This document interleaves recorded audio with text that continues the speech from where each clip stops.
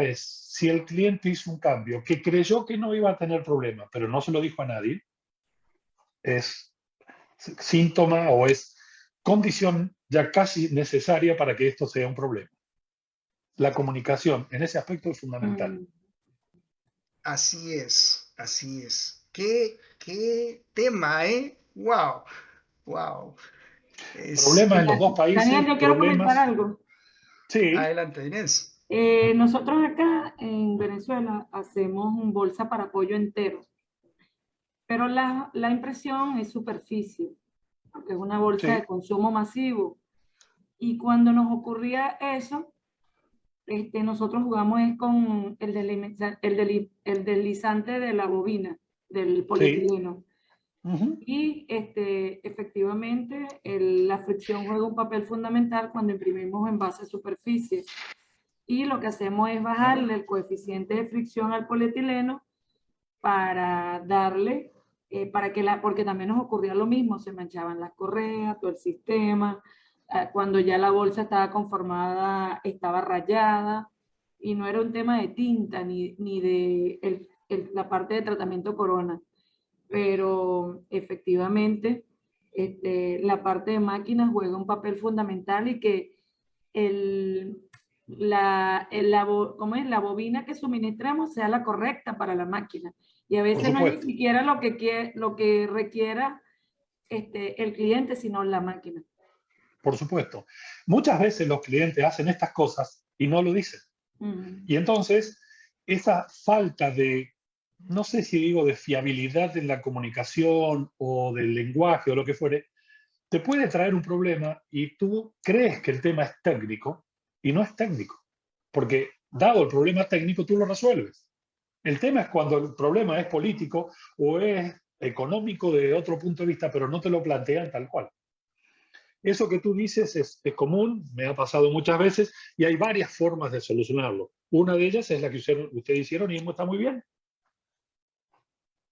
Hmm. pero es como estos casos hay. Miren, les cuento uno breve, no que me pasó, pero lo pueden hacer. Hoy todo el mundo está haciendo envases muy delicados de altísima complejidad para mascotas, alimentos para mascotas. Los pet foods. Esos pet food tienen una estructura extremadamente compleja. Suele ser poliéster, laminado con un poliéster metalizado y otro laminado más con un polietileno de 100 micrones, ¿verdad? El poliéster metalizado le da barrera, o sea, la estructura mirada de esa manera es perfecta para un alimento. Ahora, cuando ustedes van y terminan viendo la bolsa y tocan la bolsa, la tocan por la superficie, sea de 10 kilos, de 5 o menor, van a notar que hay como unas rugosidades. Esas rugosidades, por si no lo saben, son microperforaciones que le hacen a la bolsa para impedir el deslizamiento cuando se estiva. Ujú. Entonces, cuando nos llegan a preguntar por este film o por este material, nos dicen, nosotros queremos que resista a la luz, a la temperatura, que tenga una baja transmisión de agua, queremos, y nos dicen todas las cosas que tiene que tener un envase para una sustancia alimenticia. Pero después le hacen microperforaciones, o sea, perforan todo el material. Ahora, ¿cuál es la idea?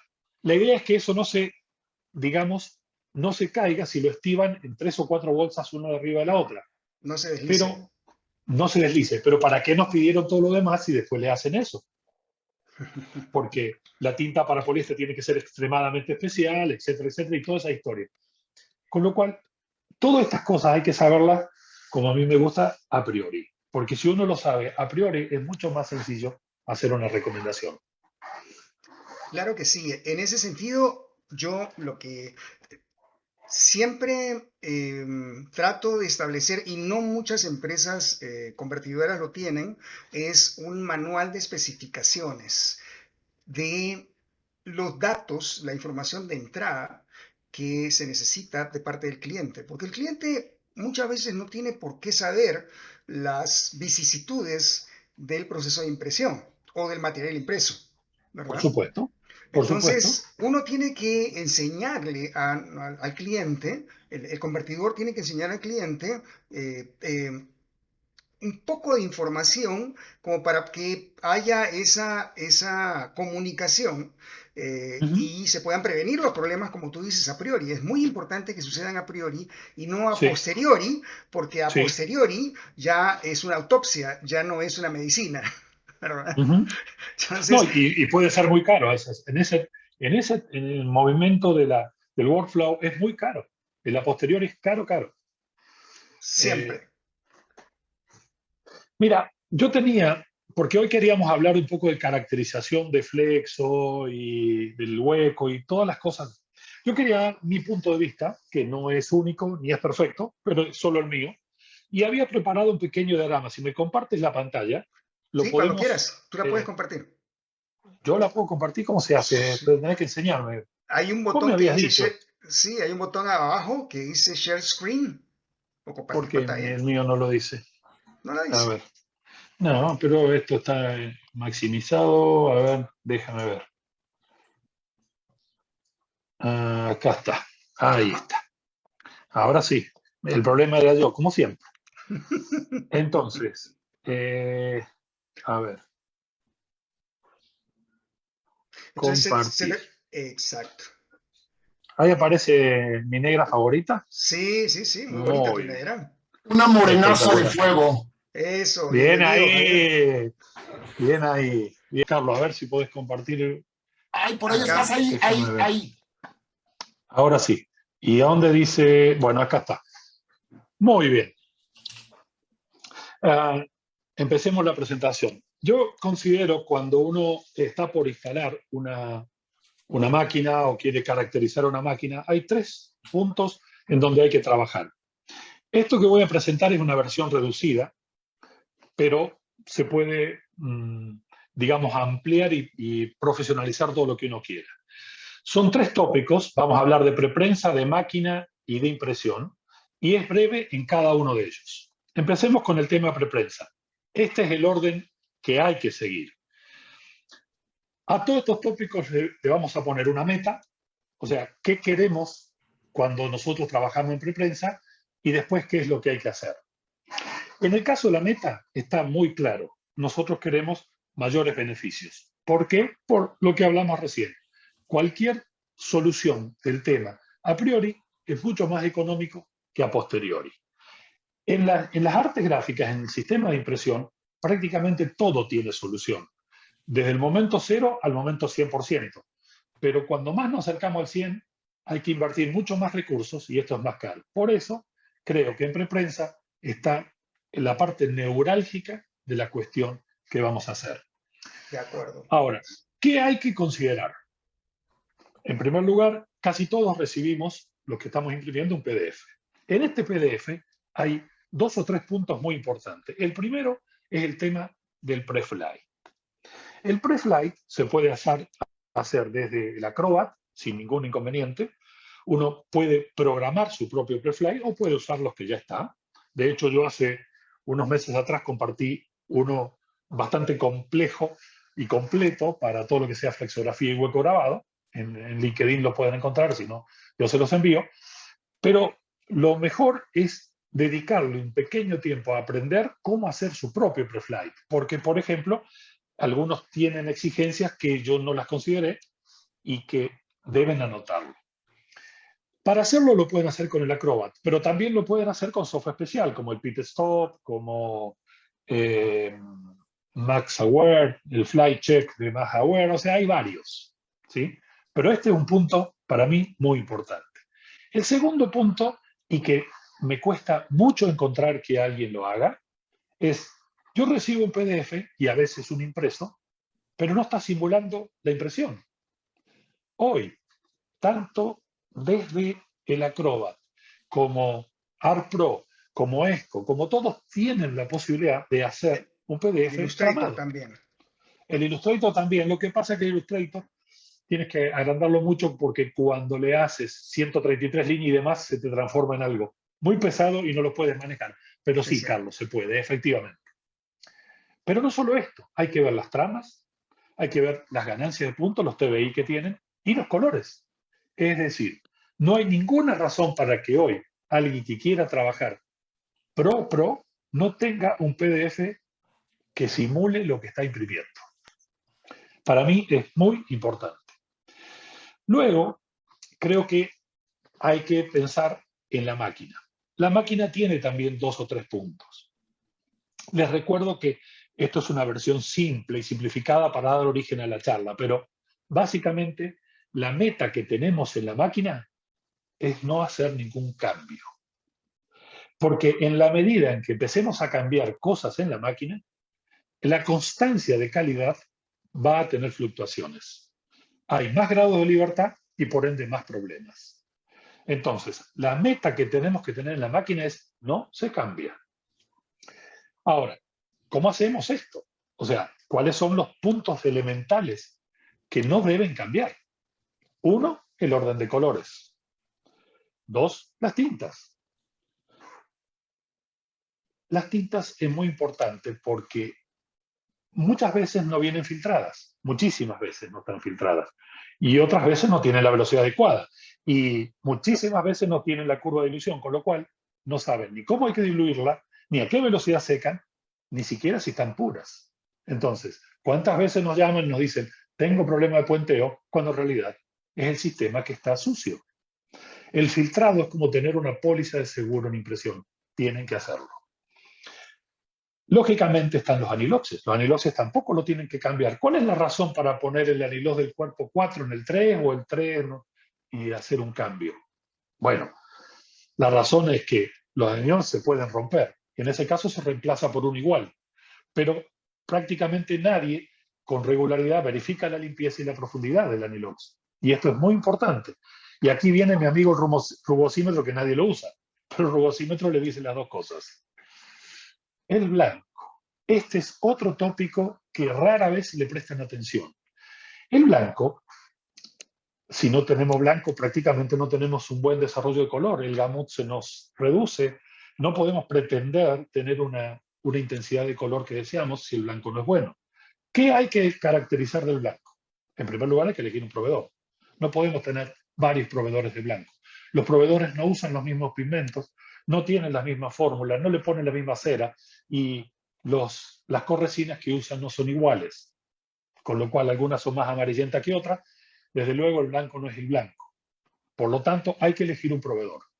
Hay que elegir un anilox y un polímero. Y esto se dice fácil, pero no es fácil. Hay que poner un anilox de prueba y un polímero de prueba o varios. Hoy está de moda la trama sobre la superficie. Kodak, Esco, McDermott, todos trabajan sobre la superficie de los puntos. Bueno, los plenos también pueden tener superficie. Ya no es una superficie lineal, con lo cual hay que elegirlo. Es muy importante elegir esto en un blanco. Luego hay que elegir la viscosidad de la dilución. Yo no puedo tener un blanco más intenso, menos intenso, nivelado, no nivelado, ¿no? Llenos de microperforaciones o fixais o lo que fuere. No tiene que tener nada. Para eso se resuelve. Los 3 puntos anteriores más la viscosidad de la dilución lo definen. Estos puntos que acabo de considerar en la máquina son vitales para no cambiar absolutamente nada. Vamos a la impresión y ya termino para así no os aburro. Aquí es muy importante tener otras cosas. ¿Cuál es la meta que tenemos en impresión? La meta es muy sencilla. Dice 0 tiempo improductivo, así producimos mucho, y 0 defectos. Cualquiera de las dos cosas está muy bien. Tienen que ser las dos juntas. 0 tiempo improductivo y 0 defecto. ¿Qué hay que considerar aquí? Bien. A mi entender, primero cumplamos los puntos anteriores, porque si no los cumplimos, desde luego no vamos a poder llegar aquí con 0 defectos, 0 tiempo improductivo. Y este es otro punto que no se le presta atención prácticamente nunca. El fingerprint. En primer lugar, todo el mundo confunde el fingerprint con el perfil ICC, creen que se hace una sola vez por una máquina en un sustrato y nunca se hace nunca más. No, eso no es así. El fingerprint, por ejemplo, con el software que está diseñando Carlos, se puede hacer en escasos minutos. No se para la producción y nos dice cómo está funcionando el sistema. Yo puse aquí una frecuencia mensual, pero si pudiera, lo haría prácticamente una vez por semana, o menos. Les cuento, bien diseñados los parches, primero que no tienen que estar todos. Segundo, pueden estar en los refiles de todos los sistemas. Tercero, es prácticamente instantáneo. Lo llevan al laboratorio para controlar la calidad y pueden saber con el fingerprint el que tiene Carlos, básicamente, o si quieren pagar miles de dólares más, pueden comprar otro, pero tienen que hacerlo mensual, como mucho. Ideal, semanalmente. El control de la viscosidad. La mayoría de los sistemas actuales están trabajando con tintas base nitrocelulósicas. Las tintas nitrocelulósicas con los poliuretanos habituales son tixotrópicas. Pero no solo son tixotrópicas, sino que además cambian mucho la viscosidad con la temperatura. Por lo tanto, hay que controlar la viscosidad regularmente. No se puede fijar a las 8 de la mañana la velocidad, la viscosidad de una tinta y ir a las 10 de la mañana y ver si está todo bien. No, no va a estar todo bien. Y cambia la temperatura y cambia la viscosidad. Entonces, el control de la viscosidad, automático o no, tiene que ser con mucha regularidad. Estos puntos, para mí, no son lo más importante, son extremadamente importantes como mínimo para tener en cuenta si uno quiere imprimir con 0 defecto y con 0 tiempo improductivo. He reducido lo que quería hacer, pero bueno, quería darle mi punto de vista. Está genial, está genial. Muchas gracias. La verdad que te la fumaste verde con esa presentación. Está así Caramba. de sencilla y concisa, pero súper completa. Y hay mucho... Gracias. Si yo les propongo a todos los asistentes ¿qué tal si empezamos a rebanar este tema planteado por Daniel? Porque hay muchísimo jugo que sacar de todo esto, ¿verdad? ¿Alguien tiene alguna pregunta, algún aporte que quiera? Yo tengo miles, pero... O lo hice tan complejo que nadie entendió nada en una de esas. No. Definitivamente no fue así, mi querido amigo. No tuvo nada de complejo, al contrario, estuvo clarísimo. Y qué bueno que quedó grabado, porque esto es como para analizarlo muchas veces, muchísimas veces. ¿Alguien quiere aportar algo al tema propuesto por Daniel? Carlos, lo que quiero decir, de alguna manera, Darío, un coterráneo de aquí de Córdoba, argentino, me dice es el ABC de impresión. Es verdad, es como el ABC de impresión, pero yo lo que quería, no solo hablar del ABC, sino que decir que hay un alfabeto en mayúscula y un alfabeto en minúscula. Y esto es quizás la letra chica que no se tiene muy en cuenta, porque muchas veces a mí me llaman cuando ya el incendio está a la mitad, no cuando están por prender fuego, para decir, bueno, vamos a contener todo este. Y es muy difícil aplicar todo esto, porque uno llega y dice, oye, caramba, tienes un blanco amarillento, ¿qué pretendes? ¿Que pretendes un gamut exactamente igual a un Fogra 39 o lo que fuere, o el tuyo? No, es otra cosa. No, lo que pasa es que este blanco es más barato. Ah, sí, claro, es más barato aquí. Pero el producto es más caro, porque claro, tú tienes más scrap. Entonces, es como que todos estos puntos, al igual que el término que le estamos dando de relaciones, están todos conectados. Lo que yo ahorro acá, tengo que tener cuidado que no me estoy trasladando el costo a otro lado. O sea, que realmente uno está resolviendo el cuello de botella, pero que sepa que el cuello de botella se deslocaliza, se va a ir a otro lado. Entonces tenemos que llevarlo y arrinconarlo donde no cueste. Mira, redundando en eso que dices, hay una reflexión muy importante. Hablando de incendios, que te llaman cuando el incendio ya está a la mitad, ya está súper encendido, muy propagado y todo el mundo está desesperado. El problema de esta industria es precisamente ese, que todo el mundo anda apagando incendios. Y una vez que lo apagaron, llegaron al éxtasis porque ya apagaron el incendio, pudieron controlarlo y se salvó la producción. Hay héroes, hay víctimas, hay culpables, ¿verdad? Hay acciones. Las acciones se reducen a eso, a qué cosa hacer para castigar, ¿verdad?, al que hizo mal. ¿De acuerdo? Esa es la visión, esa es la perspectiva. Pero no se ponen a analizar qué fue lo que ocasionó este problema para que no vuelva a ocurrir ese mismo problema, ¿verdad? Y es más, muchas veces se llega a ese análisis, hay alguien que viene y dice, mira, el problema fue este. Ok, pero ya se solucionó, ya se salió y todo el mundo al minuto siguiente se olvidó del problema hasta que vuelve a ocurrir.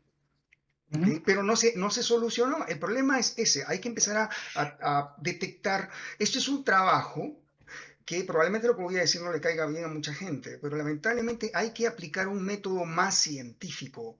No solamente Sí, saltar del problema a la solución, sino que hay que ponerle cerebro en el medio, sí, razonamiento, detectar cuál es la causa del problema y suprimir esa causa para que ese problema no vuelva a suceder, ¿no? Entonces, sí. en ese procedimiento que planteas, precisamente lo que trata es de implementar eso, o sea, hacer un flujo en el cual las metas son concretas, son concisas y vamos a trabajar para que eso sea un procedimiento continuo, ¿verdad? Javier, Es verdad, Carlos, estoy totalmente de acuerdo y déjame que voy a hacer una respuesta a alguien que puso aquí, ahora no lo encuentro porque no estoy viendo muy bien, pero me dice, no, no han hablado de adhesivos, es verdad, esto es solo a una laminación. línea productiva.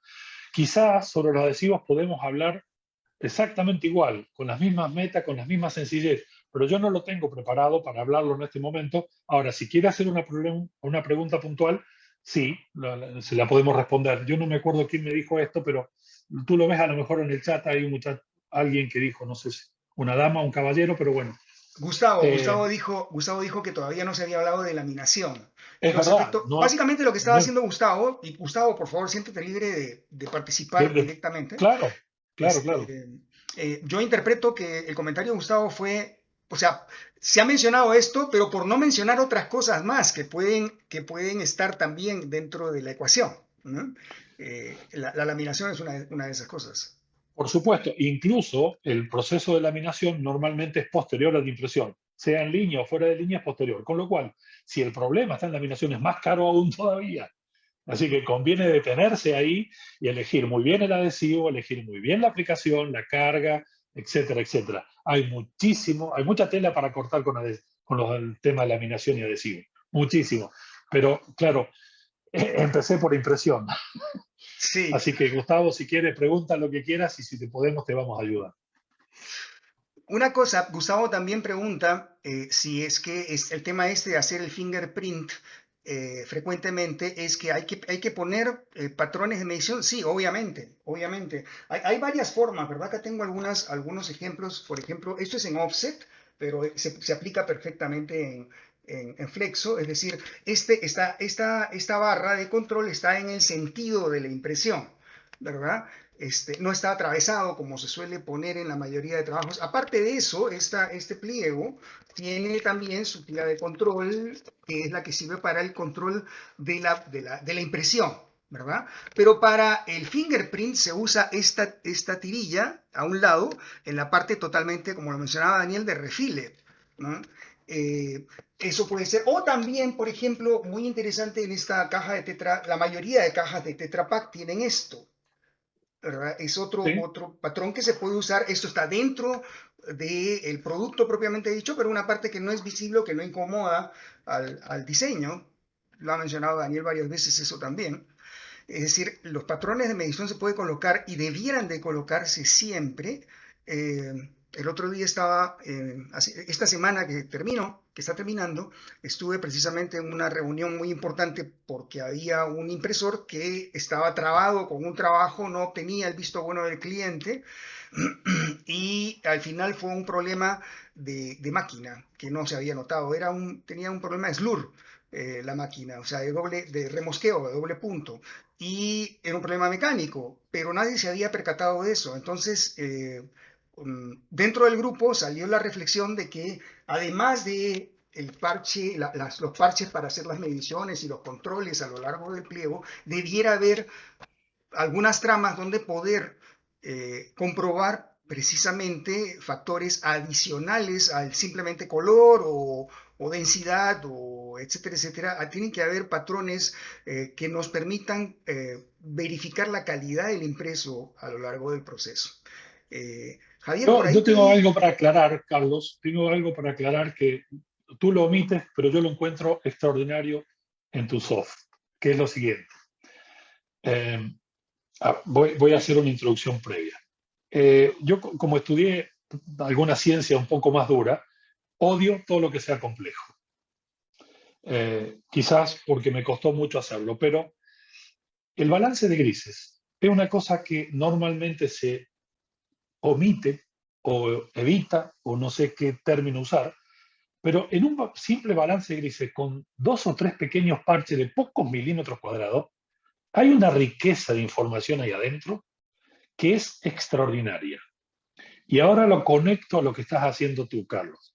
El soft tuyo tiene la ventaja extraordinaria de que no hace falta un parche de 0, del 1, del 2, del 3, del 4 y así hasta el 100%. Tú pones 3 o 4 parches porque como trabajas con el SCTBI, que es lineal, tú puedes interpolar, SCTB, perdón, que es lineal.